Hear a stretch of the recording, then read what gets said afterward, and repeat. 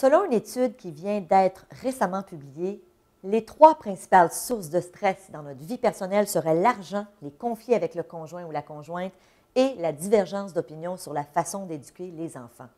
Est-ce que vous vous reconnaissez? Est-ce qu'une ou 3 ou 2 de ces sources-là vous a déjà empêché de dormir? Alors bonjour, je me présente, je suis Stéphanie Milot, conférencière, auteure, thérapeute cognitive comportementale. Pour celles qui me connaissez, vous savez que ma mission est de vous aider à vous améliorer autant sur le plan personnel que professionnel. Et oui, aujourd'hui, dans le cadre de cette chronique, on va voir ces 3 sources de stress-là et on va aussi apprendre à se poser 2 questions pour être en mesure de diminuer le stress qu'on vit au quotidien.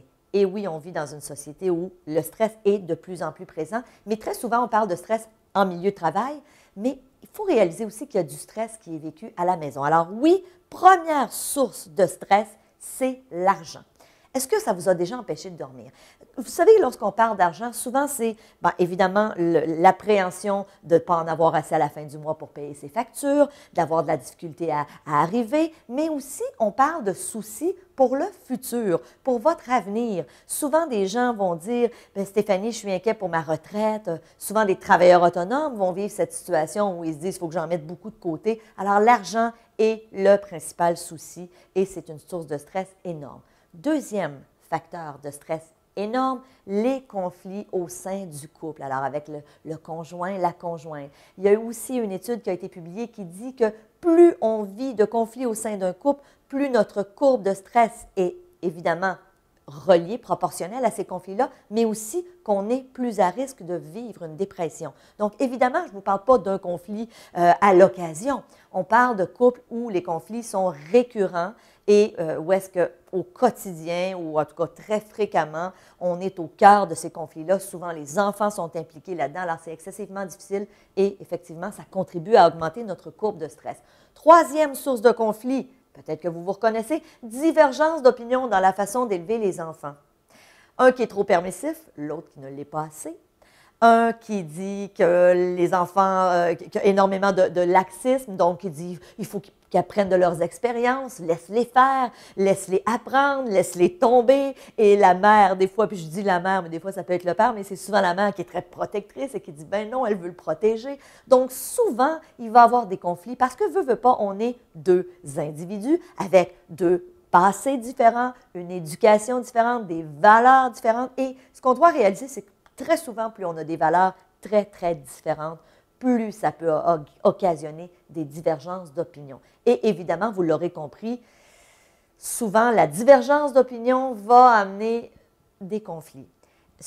Idéalement, dans un couple, lorsqu'on n'est pas d'accord sur la façon d'éduquer les enfants, on devrait être en mesure de se parler calmement, mais évidemment, malheureusement, parfois, ça dégénère. Donc, c'est notre troisième source de stress. Alors, quoi faire avec ça? Parce que peut-être que vous vous reconnaissez, peut-être que vous êtes aux prises avec ces sources de stress-là. Donc, moi, je vous propose aujourd'hui 2 questions dans le cadre de cette chronique. Première question à se poser.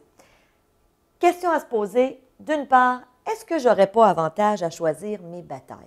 Vous savez, on doit réaliser qu'au sein du couple, entre autres, très souvent, les conflits, on doit le réaliser, ne vont pas se résorber d'eux-mêmes. Alors, la réalité, c'est qu'on doit être en mesure de se parler. Mais le gros problème, c'est que lorsque je suis dans mon émotion, par exemple, lorsque je suis en colère, je n'arrive pas à être objectif. Je n'arrive pas à être capable de voir le point de vue de l'autre. Je n'arrive pas à être capable de me mettre à sa place et d'essayer de comprendre sa position. Et souvent, moi, ce que je fais lorsque ça m'arrive, et souvent lorsque j'ai accompagné des gens en thérapie de couple, je leur disais, est-ce que tu ne peux pas choisir tes batailles? À un moment donné, la réalité, c'est qu'on n'est pas toujours d'accord, il y aura toujours des conflits. Acceptez aussi l'idée qu'il y aura des choses sur lesquelles vous ne vous entendrez pas, et c'est correct. Mais d'apprendre à choisir ses batailles, souvent, c'est une phrase que je me dis, Stéphanie, la réalité, c'est-tu si grave que ça? Est-ce que vraiment là, je dois me battre corps et âme pour aller défendre mon point de vue? Et très souvent, lorsque je me dis ça, la réponse tout de suite qui vient après, c'est non. Alors, lâche prise, Stéphanie, et souvent, je vais permettre à l'autre, qui est mon conjoint, de gagner. Puis encore là, ce n'est même pas une question de gagner ou de perdre, c'est plutôt de dire, bien, l'autre a le droit à son opinion, on a chacun notre façon de voir la vie, et si on arrive à garder nos émotions à une intensité relativement modéré, on va être en mesure de se parler, on va être en mesure de se comprendre. Donc, apprenez à choisir vos batailles. Deuxième question que je vous invite à vous poser, est-ce que ce que j'appréhende est vraiment si grave que ça? On parlait des problèmes d'argent au début de la chronique. Bien, évidemment, très souvent, c'est qu'on se fait des scénarios. On appréhende le pire. On se dit, j'arriverai pas à la fin du mois, j'arriverai pas au bout de l'année. Mon avenir n'est pas assuré parce que j'ai pas de fonds de pension, par exemple, ou parce que j'imagine que j'en aurai pas assez lorsque ma retraite sera venue.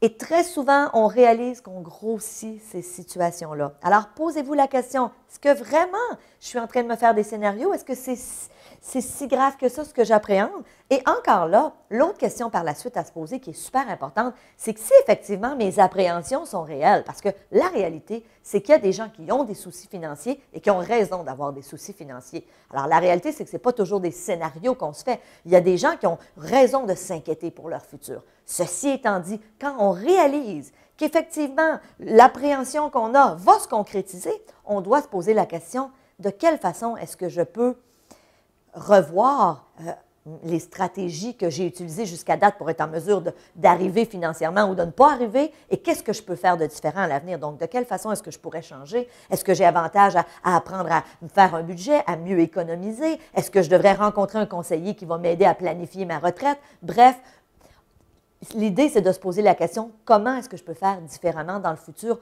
pour avoir moins d'inquiétude, moins d'appréhension? Alors, je vous redonne ces deux questions-là. Donc, est-ce que je n'aurais pas avantage à choisir mes batailles?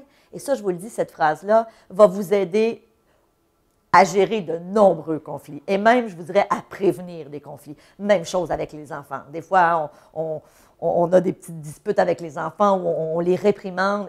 Et à un moment donné, moi, très souvent, je vais me dire, là, Stéphanie, choisis tes batailles. Là. Ton fils a 5 ans, c'est pas grave, là, c'est pas la fin du monde. Donc, première question. Et deuxième question, est-ce que ce que j'appréhende est vraiment si grave que cela? Donc, le stress fait partie de nos vies.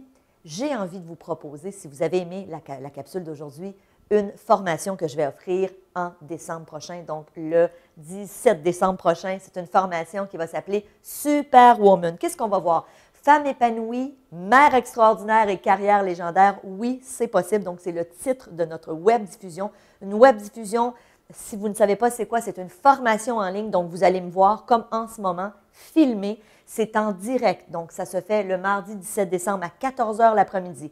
Par contre, si vous n'êtes pas disponible, ce qui est possible, lorsque vous adhérez à l'offre, on vous envoie le lendemain le lien pour être capable de visionner la formation le lendemain ou au moment qui vous conviendra. C'est une formation qui dure plus d'1 heure, dans laquelle, si vous assistez en direct, vous allez pouvoir me poser des questions. Donc, qu'est-ce qu'on va voir dans cette web diffusion-là? Bien, on va voir, comment découvrir et éliminer qu'est-ce qui draine notre énergie.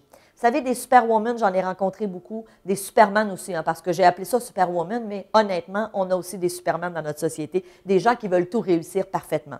On va aussi voir à identifier qu'est-ce qui me donne de l'énergie. Donc, on a des draineurs d'énergie, mais en même temps, on a des choses qui nous donnent de l'énergie. On va les identifier.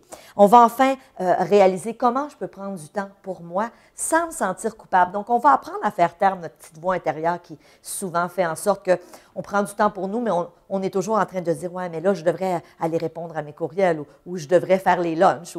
Alors, cette petite voix-là de culpabilité. On va apprendre à transformer nos exigences en préférences. Donc, très souvent, ce qui nous amène à vivre du stress, c'est qu'on s'impose de grandes exigences dans notre vie. Il faut absolument que, on va apprendre à les transformer en préférences. Donc, encore là pour diminuer notre courbe de stress. Je vais aussi vous donner 8 stratégies infaillibles pour vous épanouir comme femme. Donc, c'est un rendez-vous 17 décembre prochain. Soyez avec moi. Si vous avez envie de me poser des questions, je serai disponible pour le faire. Alors, je vous invite à prendre connaissance de l'offre qui est juste en dessous de cette vidéo. Et en attendant, je vous souhaite une merveilleuse semaine. Sans stress, respirez. Bonne semaine.